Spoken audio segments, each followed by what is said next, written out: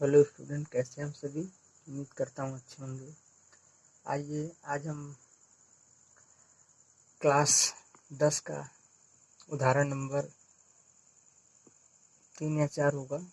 सिद्ध कीजिए कि अंडर रूट 3 एक अपरिमेय संख्या है, या फिर ऐसे भी बोल सकते हैं सिद्ध कीजिए कि अंडर रूट 3 एक परिमेय संख्या नहीं। दोनों का मतलब एक ही है। तो आइए लिखा जाए। सबसे पहले हम इसके जो लिखा है उसका विपरीत लिखेंगे। लिखा क्या है? सिद्ध कीजिए कि अंडर रूट 3 एक परिमेय संख्या नहीं है। तो लिखेंगे माना अंडर रूट 3 एक परिमेय संख्या है। परिमेय संख्या है,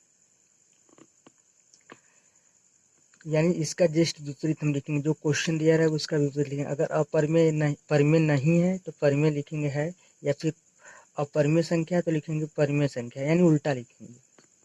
उसके बाद हमने इसका विरोध किया है, जो बोला है उसका हमने जस्ट विपरीत लिखा है, यानी विरोध किया। तो लिखेंगे जो हमारे विरोधाभास है, जो हमारे विरोधाभास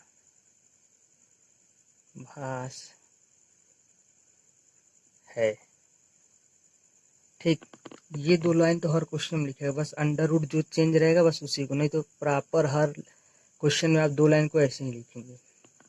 जैसे ये 2 लाइन लिखे आप, उसके बाद पहले लाइन पे फिर से अंडर रूट 3 एक परिमेय संख्या है। तो परिमेय संख्या क्या होता है? पी बटे क्यू के रूप का होता है। अब पी और क्यू सह संख्या होती है, यानी खाली सिर्फ अपने से कटना चाहिए। अगर दूसरे से कटेगा तो सहभाज्य संख्या नहीं होगा, सहभाज्य नहीं होगा तो परिमेय भी नहीं होगा। तो अंडर रूट 3 एक परिमेय संख्या, तो लिखोगे अंडर रूट 3 बराबर परिमेय संख्या। परिमेय संख्या क्या होता है? पी बटे क्यू के रूप का।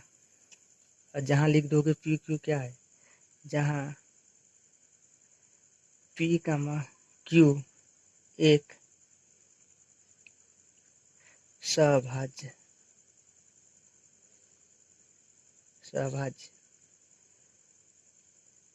पूर्णांक सहभाज्य पूर्णांक है। ठीक है। और क्यू बराबर नॉट जीरो। सहभाज्य पूर्णांक का मतलब सिर्फ जो चीज अपने से कटे, किसी अदर चीज से कटेगा तो सहभाज्य पूर्णांक नहीं होगा। किसी भी अंक से कट जाएगा तो सिर्फ अपने से कटना चाहिए। आइए अब ये देखिए, बटे में इधर गया तो मल्टीप्लाई में यानी गुणे में, तो क्यू गुणे अंडर रूट 3 बराबर क्या हुआ? अच्छा यहाँ सिर्फ पी का से क्यू यहाँ पर चला गया है। अब दोनों पक्षों का वर्ग कर दीजिए। क्या कीजिए? दोनों पक्षों का वर्ग करने पर, दोनों पक्षों का वर्ग करने पर, दोनों पक्षों का वर्ग करो। दोनों पक्षों का वर्ग करेंगे तो इसका वर्ग करेंगे तो क्या हो जाएगा? Q square. और वो अंडर रूट 3 का करेंगे तो अंडर रूट 3 हट जाता है। अंडर रूट 3 का स्क्वायर किया जाता है तो हट जाता है सिर्फ अंडर रूट 3। ऐसे कैसे? P square.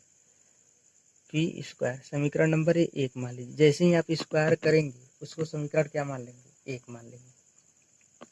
अब देखिए क्यू को स्क्वायर को ऐसे ही रहे, 3 गुणा में इधर आएगा तो बराबर किस पर आएगा? तो भाग में, यानी पी के बटे में 3।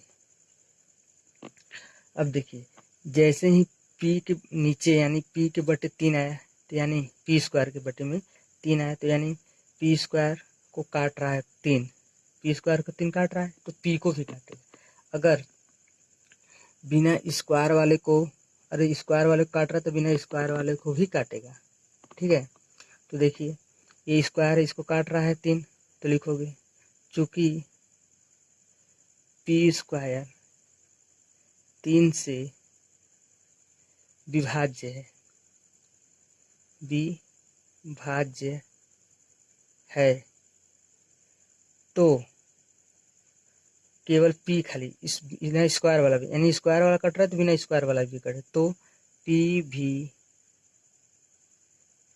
3 से विभाज्य है। इतनी बातें समझ में आई। अब इतनी बातें करने के बाद आप करेंगे, एक नया लाइन बनाएंगे। p बराबर कोई मान लेंगे। जैसे ये 3 है ना, यहाँ 5 होता तो 5m मानते हैं, 3 है तो 3m मान ले रहे हैं, 3m मानने जा रहे हैं ना, माना p बराबर 3m माना, जहाँ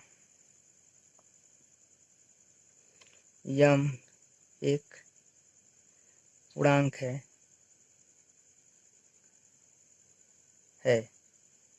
इसको हमने माना है। अब इसको क्या करेंगे कि p बराबर 3m को समीकरण नंबर 1 में रख देंगे, यानी p के स्थान पर इसको यहाँ पर उठा के रख देंगे। तो q स्क्वायर बराबर हो जाएगा, q गुणित कितना है, q गुणित 3 है, बराबर क्या है, p स्क्वायर। अब यहीं पर रख देंगे हम इसको। तो रखेंगे तो क्या हो जाएगा, मेरा हो जाएगा q स्क्वायर गुणित 3 बराबर p की जगह 3m रखना है तो इसको 3m रख दीजिए यहाँ पे, 3m स्क्वायर। तो हो जाएगा q स्क्वायर गुणे 3 बराबर हो जाएगा 3 त्रिक के 9, स्क्वायर करेंगे 9 हो जाएगा और m स्क्वायर हो जाएगा। ठीक है। अब इतना करने के बाद ये 3 मल्टीप्लाई 9 मल्टीप्लाई में इधर आएगा तो भाग में हो जाएगा, तो हो जाएगा q स्क्वायर गुणे 3 बटे में 9 बराबर इधर क्या बचा, सिर्फ m बचा। 3 से काट दीजिए, 3 एक कम 3, 3 त्रिक के 9। हम यहाँ से बताते हैं आपको,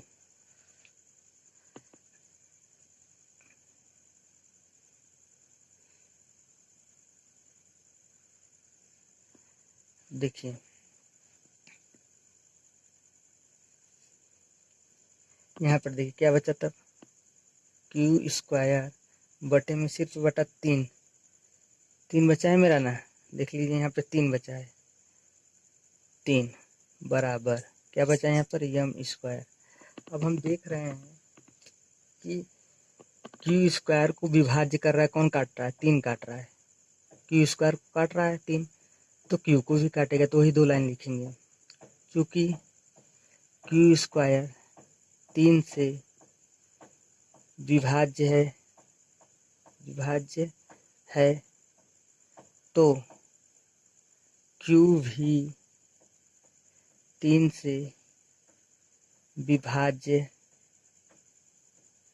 होगा।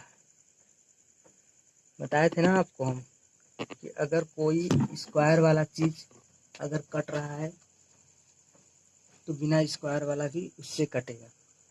तो हम देख रहे हैं यहाँ पर, देखिए आप ध्यान से, यहाँ पर आप देखेंगे तो p भी 3 से कट रहा है विभाज्य और q भी 3 से कट रहा है, तो इसलिए चूंकि दोनों को एक पास लिए, p कामा q 3 से विभाज्य है, 3 से विभाज्य है। तो आप जान रहे हैं कि p और q सिर्फ अपने से नहीं कट रहे, 3 से भी कट रहे हैं। यहाँ पर हम बोले थे एक सहभाज्य संख्या, तो सहभाज्य संख्या क्या होती है, जो सिर्फ अपने से कटना चाहिए, लेकिन ये क्या हो रहा है, 3 से भी कट रहा है, तो ये सहभाज्य नहीं हुआ, ये सहभाज्य नहीं हुआ तो ये परिमेय संख्या नहीं होगा ना, ये सहभाज्य नहीं हुआ तो ये परिमेय संख्या नहीं होगा, तो इसलिए लिखोगे, इसलिए p बटे q एक परिमेय संख्या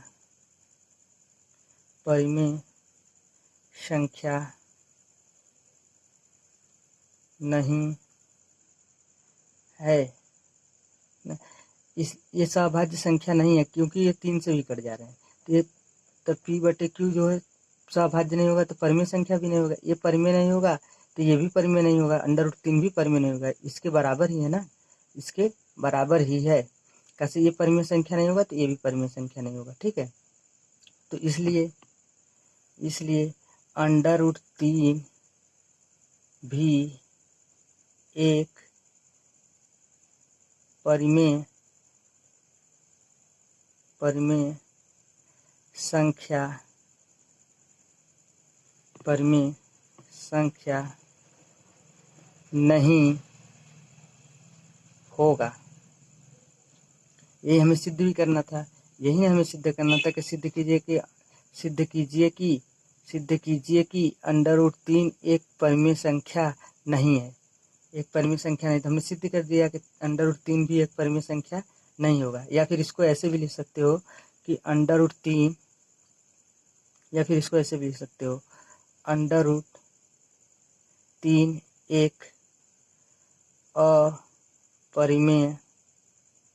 अपरिमेय संख्या है। बस अगर आप इतना कर लिए तो आपको पूरा नंबर मिल जाएगा। ठीक है, सिद्ध हुआ लिख दीजिए, सिद्ध हुआ। आज के लिए बस इतना ही, धन्यवाद।